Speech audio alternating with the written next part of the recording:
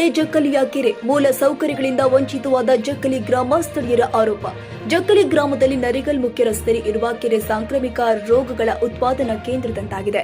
6 ಎಕರೆ ಪ್ರದೇಶದಲ್ಲಿ ಇರುವ ಈ ಕೆರೆಯಲ್ಲಿ ಕೊಳೆ ಗಿಡಗಳು, ಜೊಂಡು ಹುಲ್ಲು ಗಿಡ ಗಂಟಿಗಳು ಬೆಳೆದಿದ್ದು ನೀರು ಕಾಣದಂತಹ ಪರಿಸ್ಥಿತಿ ನಿರ್ಮಾಣವಾಗಿದ್ದು ಗ್ರಾಮದ ನಿವಾಸಿಗಳು ಹಿಡಿಶಾಪ ಹಾಕ್ತಿದ್ದಾರೆ. ಜಕ್ಕಲಿ ಗ್ರಾಮವು ನೂರಾರು ವರ್ಷಗಳ ಪ್ರಸಿದ್ಧ ಶ್ರೀ ಅನ್ನದಾನೇಶ್ವರ ದೇವಸ್ಥಾನ ಈ ಕೆರೆಯ ಪಕ್ಕದಲ್ಲೇ ಇದೆ ಹಾಗೂ ಆ ಕೆರೆಯ ಸುತ್ತಮುತ್ತ ಸಾಮಾನ್ಯ ಜನಗಳ ಮನೆಗಳು ಇದ್ದು ಅಲ್ಲಿನ ನಿವಾಸಿಗಳು ದುರ್ವಾಸನೆಯಿಂದ ಮೂಗು ಮುಚ್ಚಿಕೊಂಡು ಓಡಾಡುವಂತಹ ಪರಿಸ್ಥಿತಿ ನಿರ್ಮಾಣವಾಗಿದೆ.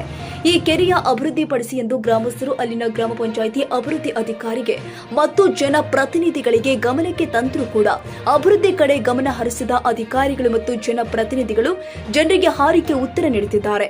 ಜನರ ಮಾತಿನಂತೆ ಅಭಿವೃದ್ಧಿ ಕಾರ್ಯ ಕೈಗೊಳ್ಳುತ್ತಿಲ್ಲ. ಪರಿಸ್ಥಿತಿ ಇದೇ ರೀತಿ ಮುಂದುವರೆದರೆ ಮುಂದಿನ ಪೀಳಿಗೆಗೆ ಪರಿಸ್ಥಿತಿ ಹೇಗೆ ಎಂದು ಗ್ರಾಮಸ್ಥರಲ್ಲಿ ಆತಂಕ ಶುರುವಾಗಿದೆ ಎಂದು ಗ್ರಾಮಸ್ಥರು ಆರೋಪ ಮಾಡಿದರು.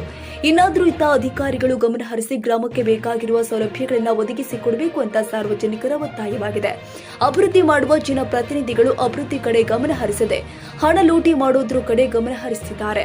ಭ್ರಷ್ಟಾಚಾರದಲ್ಲಿ ತೊಡಗಿಸಿಕೊಂಡಿದ್ದೀವಿ ಎಂದು ಸ್ವತಃ 1ನೇ ವಾರ್ಡಿನ ಸದಸ್ಯೆ ನಿರ್ಮಲಾ ಆದಿ ಸಾರ್ವಜನಿಕರ ಮುಂದೆ ವಿಡಿಯೋ ಮೂಲಕ ಒಪ್ಪಿಕೊಂಡ ವಿಷಯವನ್ನ ತಾಲೂಕು ಪಂಚಾಯಿತಿ ಕಾರ್ಯನಿರ್ವಾಹಕ ಅಧಿಕಾರಿ ಶ್ಯಾಮ್ ಸುಂದರ್ ಇನಾಮದಾರ್ ಹಾಗೂ ಜಿಲ್ಲಾ ಪಂಚಾಯಿತಿ ಸಿಇಒ ಗಮನಕ್ಕೆ ತಂದರೂ ಕೂಡ ಕ್ಯಾರೆ ಎನ್ನುತ್ತಿಲ್ಲ. ಈ ವರದಿ ನೋಡಿದ ತಕ್ಷಣ ಇಒ ಹಾಗೂ ಸಿಇಒ ಗಮನ ಹರಿಸಬೇಕು ಅಂತ ವರದಿಯ ಮೂಲವಾಗಿದೆ. ಕೆರೆ ಸಾಕಷ್ಟು ಹುಲ್ಲು ಬೆಳೆದು ಹೂಳು ತುಂಬಿಕೊಂಡಿದ್ದು ಸೂಕ್ತವಾದ ಸ್ವಚ್ಛತೆ ಇಲ್ಲದೆ ಕೊಳಚೆ ನೀರು ಅಲ್ಲಿ ನಿಂತು ಗಬ್ಬು ನಾಡ್ತಾ ಇದೆ. ಅಧಿಕಾರಿಗಳು ಹಾಗೂ ಜನಪ್ರತಿನಿಧಿಗಳ ನಿರ್ಲಕ್ಷ್ಯತನದಿಂದ ಗ್ರಾಮಸ್ಥರು ಸಾಂಕ್ರಾಮಿಕ ರೋಗಗಳ ಭೀತಿ ಎದುರಿಸುವಂತಹ ಪರಿಸ್ಥಿತಿ ನಿರ್ಮಾಣವಾಗಿದೆ. ಸಾರ್ವಜನಿಕರು ಸ್ವಚ್ಛತೆ ಮಾಡಿಸಿ ಎಂದು ಗ್ರಾಮ ಪಂಚಾಯಿತಿ ಸದಸ್ಯರಿಗೆ ಹಾಗೂ ಅಧಿಕಾರಿಗಳ ಗಮನಕ್ಕೆ ತಂದರೂ ಕೂಡ ಸ್ವಚ್ಛತೆ ಕಡೆ ಗಮನ ಹರಿಸ್ತಾ ಇಲ್ಲ.